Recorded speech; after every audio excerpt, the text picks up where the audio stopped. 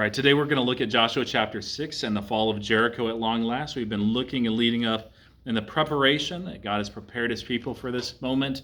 And 2 weeks ago, actually, at the end of Joshua chapter 5, it kind of divides the actual account in half, stopping right there. But just as a bit of a recap, Joshua is out possibly surveying the city and looking at and thinking about the plan of attack. And then there's an appearance, and it says that when Joshua was by Jericho, his eyes looked up, and behold, a man was standing before him with his drawn sword in his hand. And Joshua went up to him and said, "Hey, are you for those guys, or are you with us?" And he says, "Neither," that he is a commander of the armies of the Lord. And we know that this is not just an ordinary person, because there's several things happen. First, Joshua falls on his face and gives worship to this figure. This figure also says to take off his shoes because he's standing in holy ground, which is very reminiscent of Moses' time at the burning bush. And of course, right here in chapter 6, let me just read this verse here. Now it says, "Now Jericho was shut up inside and outside because of the people of Israel. None went out and none came in. And the Lord said to Joshua," and this is in the same account. This isn't that this figure disappeared and this is later, but the Lord is speaking. And some people have understood this as, well, this figure shows up and maybe it's an angel or something like that, and God's voice is heard. But that doesn't seem to be the indication of the account. My belief is this is a pre-incarnate appearance of Jesus Christ. He is the commander of the armies of the Lord. He is the Lord of hosts, and he is the Lord. And so when it says that the Lord is speaking to Joshua, that's Jesus, a pre-incarnate Jesus, I believe. Now, if you believe different, that's fine. Speaking to Joshua and giving instructions there as a commander of the armies of the Lord. And what's interesting is these are not normal military tactics, but instead he gives very unusual instructions with how they are to proceed around Jericho. And so would somebody read verses 2 through 8 for us, please? I'll read it. Go for it, Breeze. "And the Lord said to Joshua, See, I have given Jericho into your hand, its king and the mighty men of valor. You shall march around the city, all you men of war. You shall go all around the city once. This you shall do 6 days. And 7 priests shall bear trumpets of ram's horns before the ark. But the 7th day you shall march around the city 7 times, and the priests shall blow the trumpets. And it shall come to pass when they make a long blast with the ram's horn, and when you hear the sound of the trumpet, that all the people shall shout with a great shout. Then the wall of the city shall fall down flat, and the people shall go up every man straight before him." What verse do you want me to read to? Through 8, please. Okay. "Then Joshua the son of Nun called the priests and said to them, Take up the ark of the covenant, and let 7 priests bear 7 trumpets of ram's horns before the ark of the Lord. And he said to the people, Proceed and march around the city, and let him who is armed advance before the ark of the Lord. So it was, when Joshua had spoken to the people, that the 7 priests bearing the 7 trumpets of ram's horns before the Lord advanced and blew the trumpets, and the ark of the covenant of the Lord followed them." All right, so this is a completely normal tactic that people use in the ancient Near East to siege cities. You just have to walk around it 6 days once, on the 7th day 7 times, and then shout, and walls would just fall, right? Right. Very normal. I would say people that were in the demolition industry, they would appreciate if God would do that and just be like, our jobs are just phenomenal. Hey guys, we walked around it once, our job's done for the day. We'll come back and we'll do that a few more times, and hey, we're good to go. That's not the case. This is something very, very different. Now, what's really interesting about this is why God didn't do it immediately. So he could have said, okay, gather up the Israelites. You're going to have the priest with the ark of the Lord. They're going to be blowing the shofar, the ram's horns, and you'll have the people marching around. And when they have completed that circuit, then everybody's going to shout at once. The walls fall down, fall flat, not just fall down, and you're going to go in and take out the city. Why might God not have done it that way? In other words, does the outcome matter or the process matter more to the Lord? We're slow learners, we humans. We are. Probably needed 7 days to let it sink in that God was doing it. Yeah, and as you're going through those, if you are a part of that, on day 5 and day 6, and you're probably seeing these people up on the walls mocking you, and there might be some people saying, hey, are we sure about this? Like, is Joshua off his rocker, or what's going on? Because they did not see this commander of the armies of the Lord. They did not hear the instructions from the Lord. That was just for Joshua. But they had faith. They continued to put their actions first. And so as they're going through this, they're also seeing something every circuit that they pass that we talked about a few chapters ago. What was that they were seeing every single day as they passed through the walls? Fear on the people's faces, you think? Possibly. Yeah. Red scarlet cord. A cord? And what did that cord signify? That the Rahab lived there, and her family were to be protected, and don't kill them. Right. So even if, Bruce, they weren't able, the walls, as far as we can tell, we'll look at the archaeology here in a minute, were about, do I have it right? I believe it was 12 feet high and 20 feet thick, but those might be reversed. But that's the estimate. You might think, oh, well, that's not a very big wall. It's a pretty big wall when you don't have any siege implements, you don't have siege ladders, you just have yourself. How are you going to climb up that? Plus, they've dug ditches, so it actually seems like it's higher. So it would be very, very difficult to sell this in a normal way. But yeah, as they're passing through, even if they can't see the fear on people's faces and their uncertainty and doubt, they see that cord. And they all know this story because Joshua actually has reminded them, and he'll remind them again as well at the end as they're going in about Rahab and the family. But they know that, hey, Rahab protected these people. She has great faith in the Lord. That cord shows where she and her family are. We're not to go in there. We're not to destroy them. They're all to be preserved. And the reason why she did that is because all these people in that city are shaken in their boots. They are frightened, they're terrified, and they fear that God indeed has given the city away. So even if they didn't have a lot of faith, every single day as they walked around that city, they're like, oh yeah, red cord. Yeah, they're scared. We might be a little scared too, but man, they are shaking in their boots, and God is going to deal with the city. So they might forget that the next day, slow learners, like Dory said, walking along and, oh yeah, red cord. Nah, God's got this. This is great. Sometimes we need those daily reminders. And so this might have been something that was building up their faith and building up their courage. But regardless, this is also something that God would use for later within the Promised Land, because the Promised Land is not just this little land around Jericho and then that's it, they're done. They have this huge, well, not this part. They already had taken this part. This is past the east of the Jordan. But this huge area of the Promised Land that they were to conquer. There's a lot of strong people there. And all of these people are going to hear about the events of Jericho. In fact, it's going to trigger some events that happen after that. There's the Gibeonite deception that we'll talk about. And then that triggers a whole other series of wars as well, as God had intended.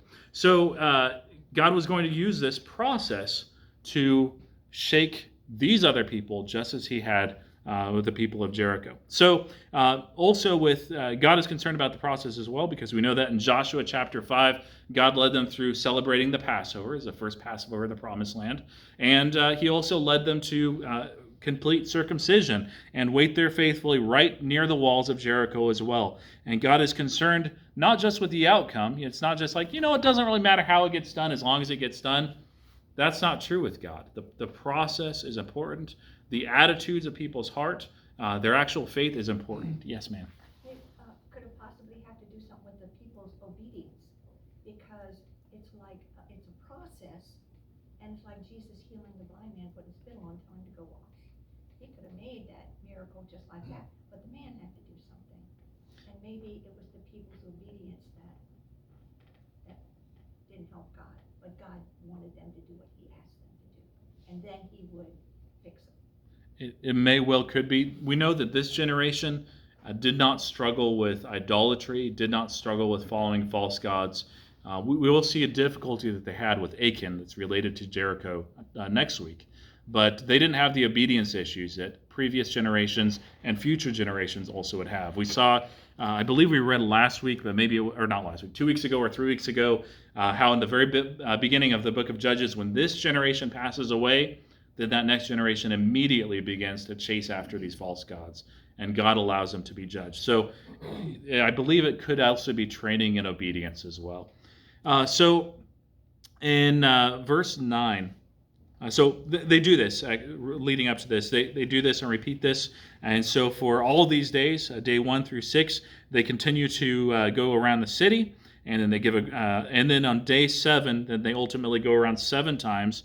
And on day 7, they might, people of Jericho might be used to it and say, you know what, nothing's really going to happen. But then when they keep going around, they're like, well, something different's happening, and so they're anticipating something as well. And ultimately, we know the outcome of this, that God ultimately destroyed the city. So would someone read, I'll just read verse 9 for us. So the armed men were walking before the priests who were blowing the trumpets, and the rear guard was walking with the ark while the trumpets blew continuously. And so unlike before when they were, not necessarily blowing continuously, we don't have that instruction. This is a loud commotion. It's getting people's attention. And typically what happens in these cities, if there's something loud and boisterous and unusual happening, and there's been no attack at this point, I imagine a lot of people all of a sudden are getting drawn to the walls because they're like, hey, what's going on? I want to see this too. We don't know for sure, but that's just my guess. And would someone read verses, actually, hold on a second. Okay, I have my notes from the previous Joshua, not from this one. I'm not sure what happened to him. I'm like, this doesn't seem right. Let me put these away because I've been following them. I'm like, why did I cut off on that verse? We'll go without notes, but that's okay. Are there 2 Joshuas? No. Just one. It was from chapter 5. I still had it in here, and I put chapter 6 in here, and I'm not sure what happened to it. So let's see, where are we? So we're at verse 9, and verse 10. Joshua commanded the people, "You shall not shout or make your voice heard, neither shall any word go out of your mouth until the day I tell you to shout. Then you shall shout." And so he caused the ark of the Lord to circle the city, going about at once, and they camped in the camp and spent night in the camp. So they had the ram's horns blowing. He gave them the instruction to not make any noise at all.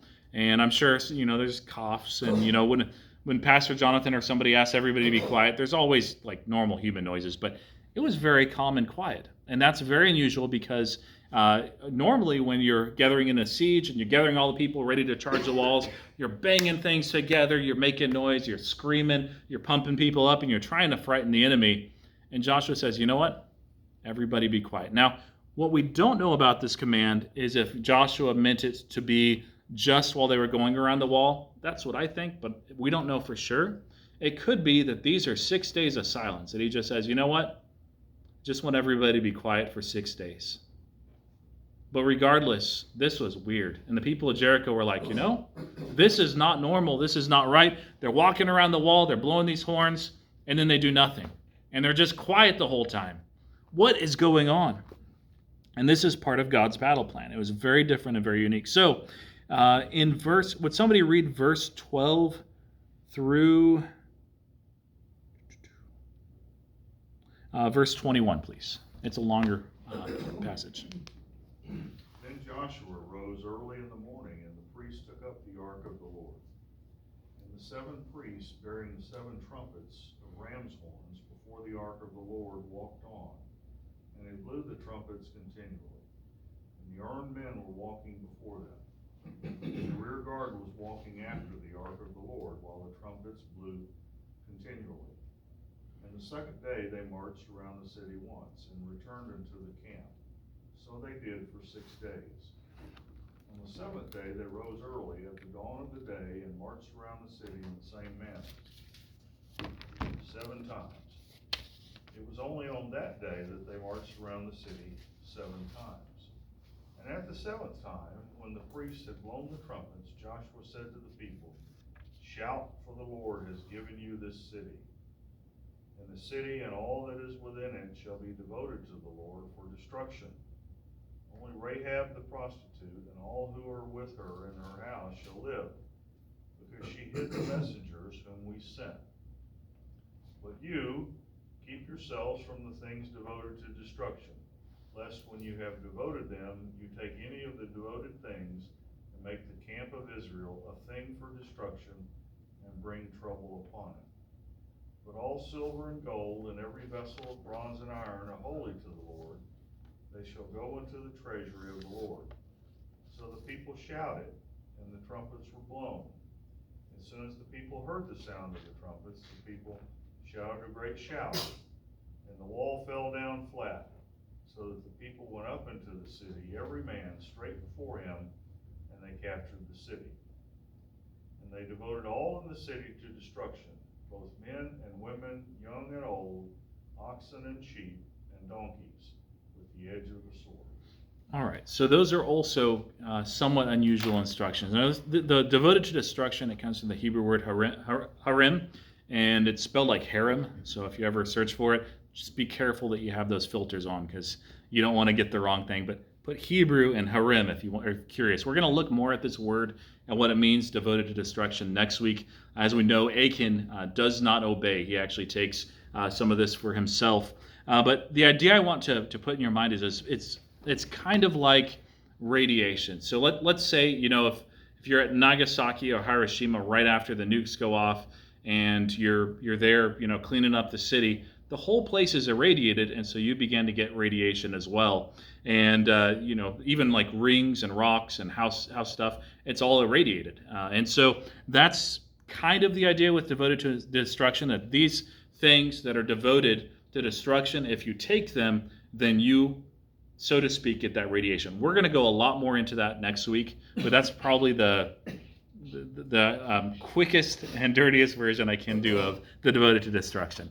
But typically, when they would take over a city, what would they do with all the spoils in ancient warfare? They pillage. Right. Yeah. Why would you kill the donkeys and the sheep? You would just take that. Why would you give all the gold and all the silver and all that to the treasury of the Lord? Well, you'd take some for yourself and you'd give some. That's the way it's supposed to be, right? But here, the entire city is destroyed. Now, what's significant about that is that's a very unusual instruction, and there's actually several other cities where this is told to do. Now, this is not genocide. Why is this not genocide, by the way?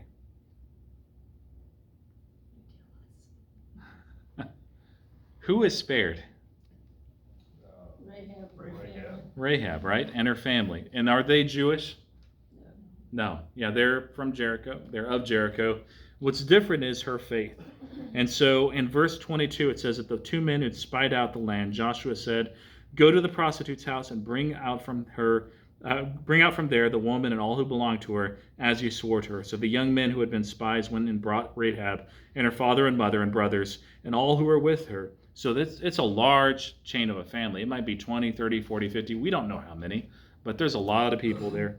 And they burned the city with fire and everything in it. Only the silver, gold, and vessels of bronze and iron they put into the treasury of the house of the Lord.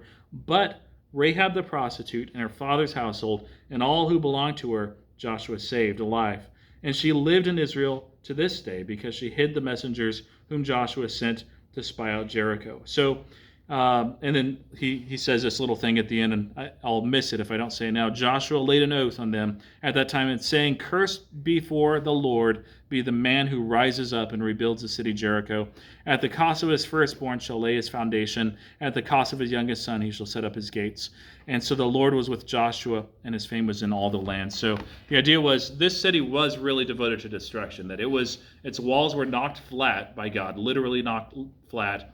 Everything in the city was burned and destroyed, and they didn't keep anything except for the gold, the silver, those sort of things, the bronze, and they put that in the treasury of the Lord. They did not personally profit from this at all. Rahab and her family were spared. It wasn't genocide. As they go into the land, we'll look more at this when the Gibeonites are a part of this as well. There are people that are spared intentionally by God, because this is not about genocide. It's not about wiping every person out that's not an Israelite. It's not even about wiping out people who don't have faith in the Lord, because we're going to see later in Joshua that is not the case. But it's about giving Israel the land of promise, driving out many of these Amorites, and we already talked about some of the sins, like child sacrifice they did. We don't know that they did that in Jericho, but it was widespread in the land, and replacing that with the Israelites. And so they were to be completely destroyed, and of course Rahab was nevertheless spared.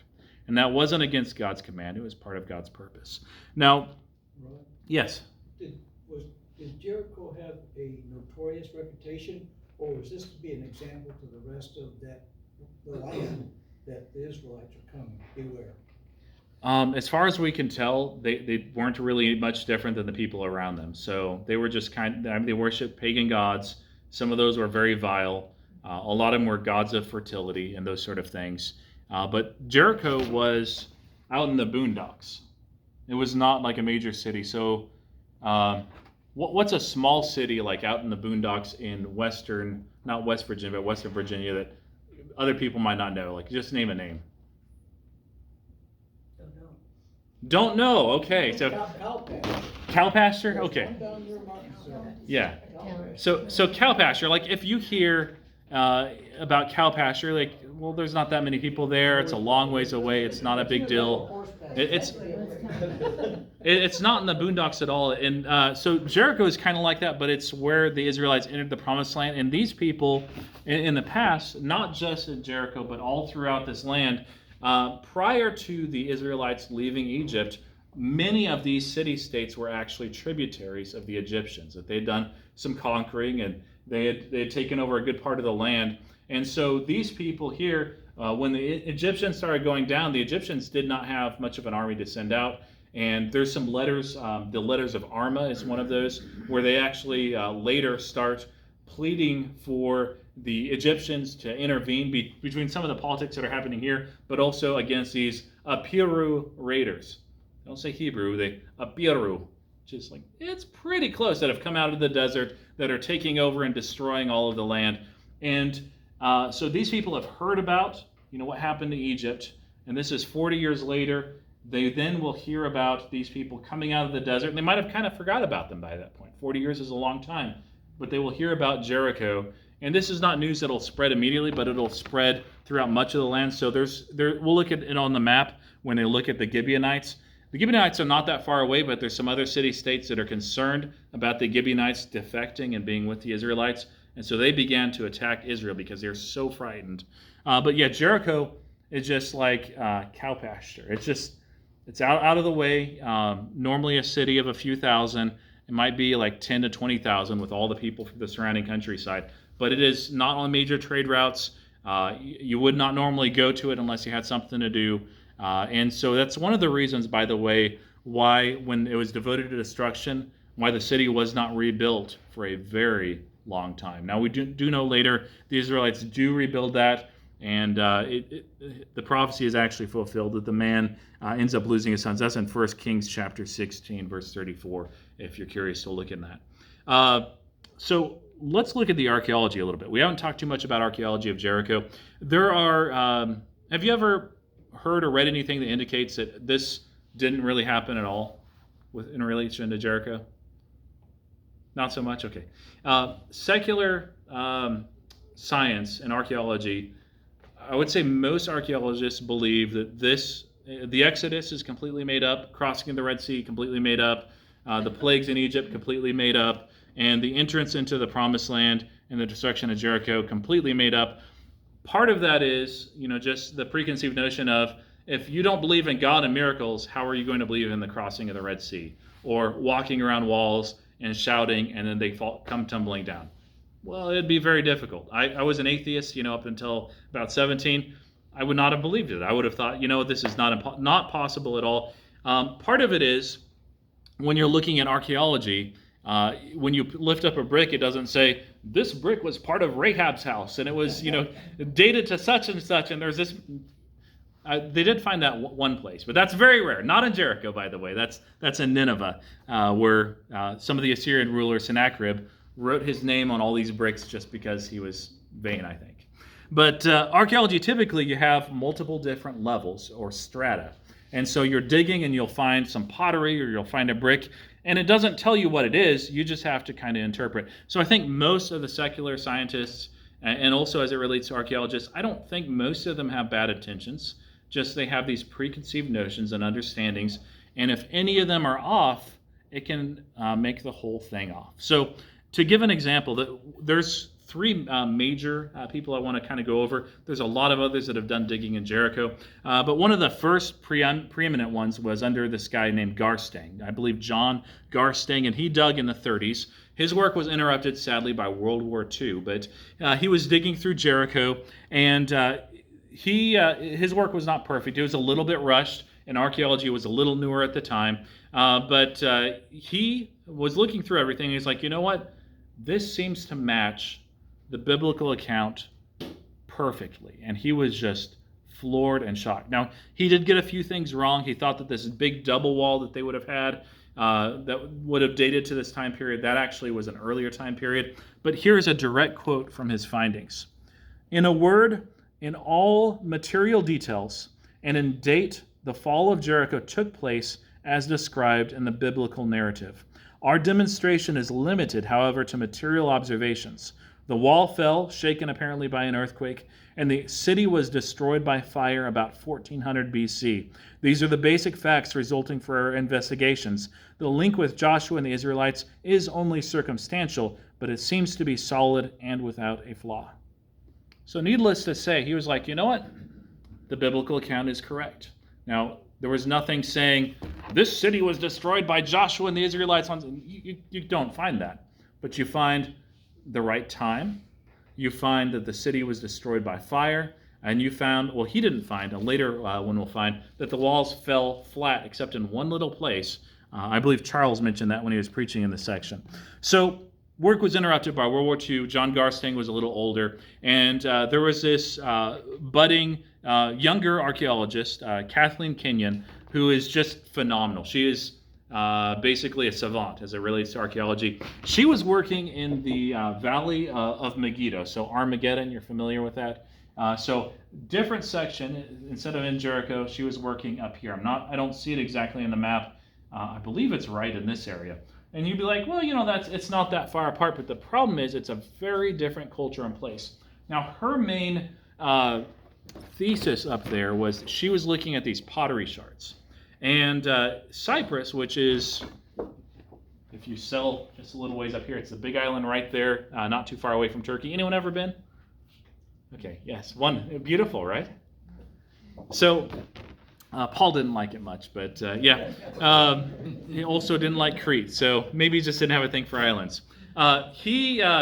She was looking at these pottery shards, and Cyprus was well known at this time for having the best pottery in the world. That they had special technique to preserve it, special glazings, and it was just very artistic and well done. And so anybody who was anybody wanted to import this stuff to cook with, to hold things, and it was also a symbol of status.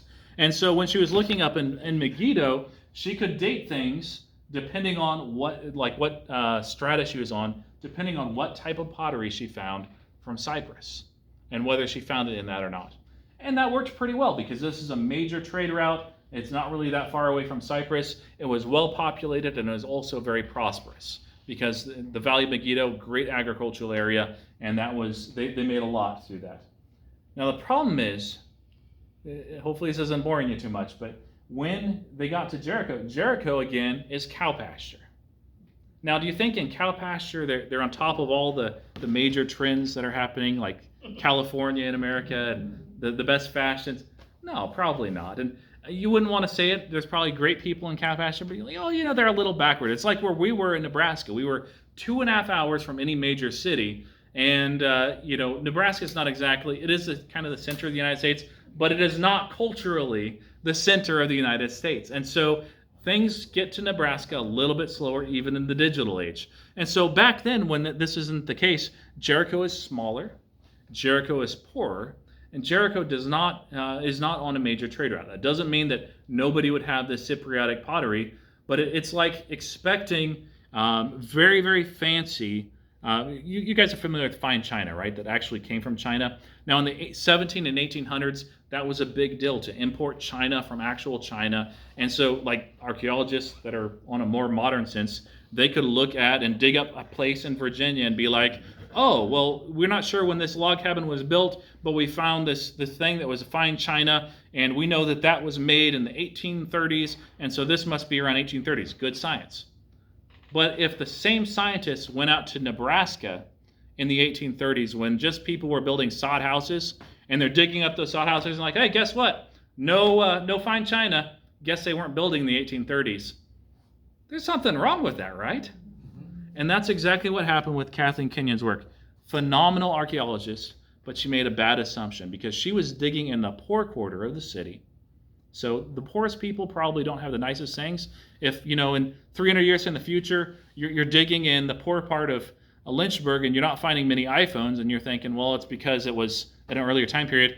Problem is with their assumption, you don't have the fanciest, nicest phones if you're a little bit poor. So just like that with Kenyon, she was digging in the poor area, in a very small area, didn't find any pottery, and this is a way out of the way in the boondocks and essentially cow pasture. And so she based her findings and said, based on her findings, she said that the city was not existent, not just destroyed, but it had already been destroyed about 150 years before Joshua, and it didn't exist for hundreds and hundreds and hundreds of years later. And so not only is this made up, but it did not even made up well. And so she said the archaeology, unlike John Garsing, does not support the evidence. It does not support my findings. Now, later digs have happened, so we'll look at just one more of those. And Dr. Wood, he more evaluated some of the digs. He did do some digging as well. But there's a great thing in Answers in Genesis, if you're curious, and it goes into a lot of details. I've also written a paper on this that has some of the information. But he, in his findings, found that the carbon-14 strata, so they did this dating, dates to around 1410, which is right around where John Garstang said, hey, right around 1400, plus or minus 40 years. They found Egyptian scarabs. The scarabs are kind of like another way to do the pottery. It's from Egypt. It shows the Egyptian influence that date right around to the 1400s. Furthermore, they found that it was active through the late Bronze 1 period, which is right around this period, and then vacated, just like Kenyon found, for hundreds and hundreds and hundreds of years later. So his conclusion is this.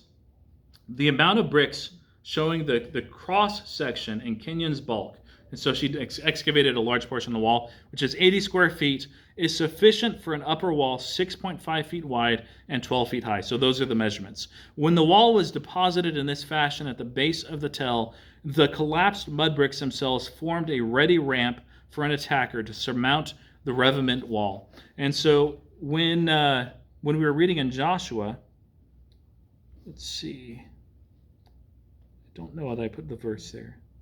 Here we go. In verse 5, and when they make a long blast of the ram's horn, you will hear the sound of the trumpet. Then all the people shall shout with a great shout, and the wall of the city will fall down. What's the next word there? Flat. Mhm. And the people shall go up, everyone straight before him, in case people missed it the first time. So this is not just an earthquake happening and the walls come tumbling down and it's just rubble and they have to climb over it and it's tough. The walls uncannily fall down flat and make a ramp. Typically there's a moat there, and that's the case. Not really a moat, just a ditch to make the wall seem higher. So it filled that perfectly. The archaeologist Kenyon actually is the one that found this. She's the one that thinks that it wasn't destroyed during the Joshua time period, but she says, yeah, the wall was very large for this time period, and it fell down outward flat, which is weird. Normally walls fall downward, not outward, maybe inward even. And so it's exactly as God had said. And so Dr. Wood's observation is basically, yeah, it happened just as God said in the Bible. Archaeology confirms this. Of course, there's nothing in there that says this was destroyed by the Israelites at such and such a time, but there is extremely good evidence indicating that this happened exactly as God said. Dory. Reminds me of Jesus saying to doubting Thomas, blessed are those that see and believe, but blessed more are those that do not see and yet believe. We don't need the archaeologists to prove God's word. Right. Yeah, and they're wrong more than they're right. So. Yeah. And with that, sometimes people that are archaeologists that are doing the digs or that are looking over the evidence, they're actually convinced by the evidence too. But that is not proof. It's just evidence. We don't need evidence. Evidence forms a foundation for our faith, but it is not the basis of our faith. So circling back around, God gives weird instructions to Joshua and the Israelites. They obey completely, and this is going to actually spread throughout the land as well. So at the very end of Joshua here, Joshua 6:27, the Lord was with Joshua and his fame was in all the land. This is not saying the Lord was with Joshua and all the Israelites thought he was famous. No, it's throughout the land. Throughout the promised land, the events that happen here, because it was exactly as God had said, spread throughout the promised land, and people are in fear and dread, and it's going to, like dominoes, trigger quite a few other things that happen very soon after this. And so we'll get more into that in 2 chapters, so in about 2 weeks. Next week, we're going to look at the defeat of Ai and, of course, Achan's sin. Before we do, God gives unusual instructions to Joshua and the Israelites. Does he do that throughout the Bible as well, other places? Give strange commands? And when they're followed, they would nevertheless work. Now, what about to us? Does he ever tell you to do something that's weird? Like love your enemies and bless those who do ill against you? That's turning the other cheek. Why would you turn the other cheek? Don't let them hit you in the first place, right? Is there any indication that when the, well, how would you call him, the essence of Jesus was standing there and Joshua asked, who are you with, us or them? And then he said, neither. I mean, did Joshua pass that on to the people? Or is that just, I mean, that's something he recorded? Yeah, I personally think Joshua wrote the book of Joshua, except for perhaps the very end, because it's concerning his death, and that would be weird. But he might have told other people, but we don't have any indication that he did for sure. We know that he relayed the commands. It wouldn't be shocking if he did, just because like people might be like, well, this is a crazy battle plan. Where'd you get it from? Oh, well, the Lord appeared to me and told me. Good enough. Got it. But I think that's something I need to remember daily today, because there are people that I consider enemies. Most of them are in politics, but I have to remember God loves them. And when I want him to strike them dead, you know, like the children, the Israelites wanted Jericho gone. Yeah. But God still loved the people in Jericho. He did, yeah. And that's a comfort to me. Even though I want him to hate those who hate me, I want a God that loves over our actions. Yes. So, As it says, I believe in Romans 5:8, but God shows his love to us in this, that while we were yet sinners, Christ died for us. We were his enemies, and he loved us. Would you comment on one of the world's criticism of people this era, of not only killing the adults, but also the children? Yeah, we'll get more into that next week. And if you're very interested, I have about a 30-page paper that I wrote on that, on this idea of harem.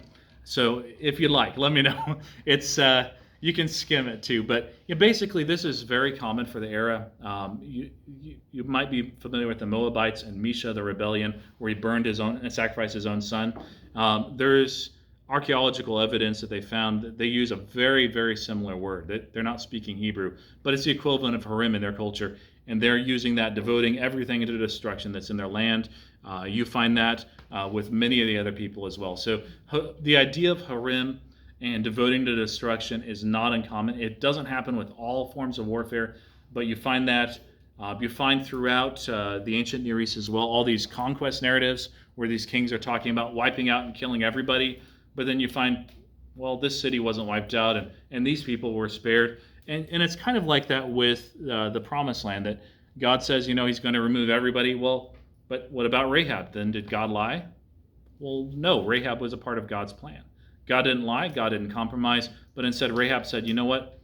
Me and my family, we want to serve God. We're done with Jericho. We'd like to be protected. She believed that God was in control of the Promised Land. She believed that God would keep his promises, and she believed that God would deliver the city into the hands of the Israelite, fulfilling his promises. So she didn't have saving faith quite at that point, as far as we can tell, but it sure seems like she came across that. And she's in the line of David. She is one of those in that. But you still have Jesus' example saying, don't forbid the children to come unto me. It's Right. almost an opposite attitude. I'm not doubting Right. the reason, but it's just so different from what Jesus said than what the ancient Israelites did. Yeah, we'll talk more about that next week. Okay. It's not because God hates all these people and he wants them to be destroyed. Okay. But yeah, more of next week is going to be focused on being devoted to destruction, what that means, and why Achan's sin was so awful and vile. But anyway, let's go ahead and go to the Lord in prayer. Before we do, just remember, some commands in the Bible, such as turning the other cheek and loving your enemy, they are hard, they seem weird, but think about the Israelites that day when they're circling Jericho. man, that was the best plan because it was God's plan. And it's good for us. It's also good for our enemies. It's good for this world. Lord, thank you so much that you are our commander. You are our Lord. And Lord, help us keep in step with you as the Israelites did those days many, many years ago, where they marched around the city 6 times. On the 7th time did it 7 times and shouted with a great shout. And that just like you had promised, the city was theirs. It was destroyed. Lord, there's some things that we don't understand. There's some things that we aren't able to follow. But Lord, we do know that it's very clear in your word we're to love your enemies, or we're to love our enemies and bless them who do ill to us. And that is really hard. That takes supernatural power, even as it took this city to be delivered to the Israelites. Lord, help us be obedient to your word, that the easy stuff that's really hard to do, but easy to understand, help us not just say, maybe I'll do that a different way or a different day, but instead just to completely trust you and follow your plans. For you are a great God and a great commander. In Jesus' name, amen. Amen. Thank you, Roy.